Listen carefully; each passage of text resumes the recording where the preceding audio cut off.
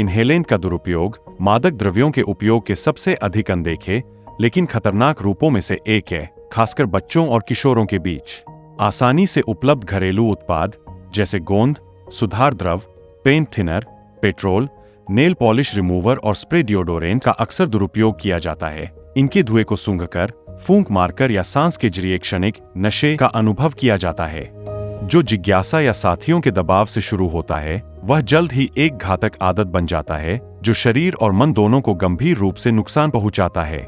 जब कोई बच्चा इन रसायनों को सांस के जरिए अंदर लेता है तो जहरीला धुआं तेजी से फेफड़ों से होते हुए रक्त प्रवाह में पहुंच जाता है और कुछ ही सेकंड में मस्तिष्क तक पहुंच जाता है।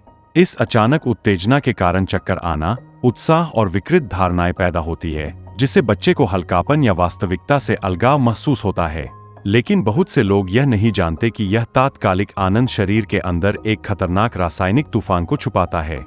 इन्हेलेंट मस्तिष्क को ऑक्सीजन से वंचित कर देते हैं, जिससे एक बार के उपयोग के बाद भी मस्तिष्क कोशिकाएं मर जाती है।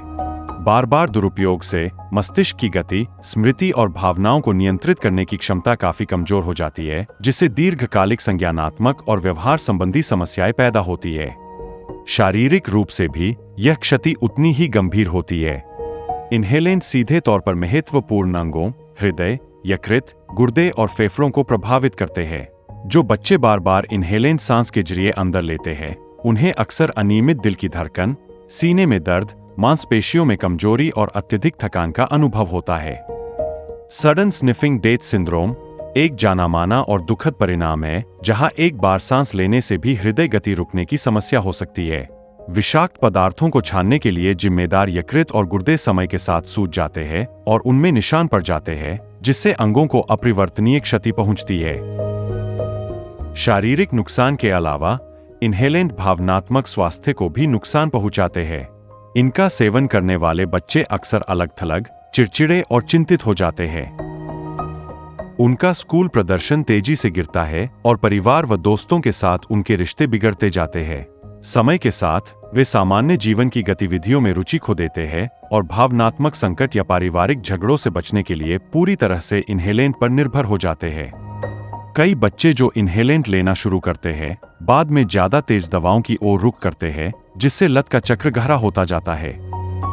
जागरूकता, शुरुआती हस्तक्षेप और माता-पिता का मजबूत सहयोग इस खामोश महामारी को तोड़ने की कुंजी है। माता-पिता, शिक्षकों और सामुदायिक कार्यकर्ताओं को चेतावनी के संकेतों को पहचानना चाहिए, जैसे कि रसायन की गंध वाली सांस, पेन के दाग, चक्कर आना या अचानक मूड में बदलाव। परामर्श, चिकित्सा सहायता और पुनर्वास कार्यक्रम जैसे कि SPYM और इसी तरह के संगठनों द्वारा चलाए जा रहे इन बच्चों की जान बचाने में अहम भूमिका निभाते हैं। इन्हेलेंट का दुरुपयोग शुरू में हानिरहित लग सकता है, लेकिन इसके परिणाम विनाशकारी होते हैं। जिज्ञासा के त्रासदी में बदलने से पहले हर बच्चे को सुरक्षा, मार्गदर्शन और प्यार मिलना चाहिए।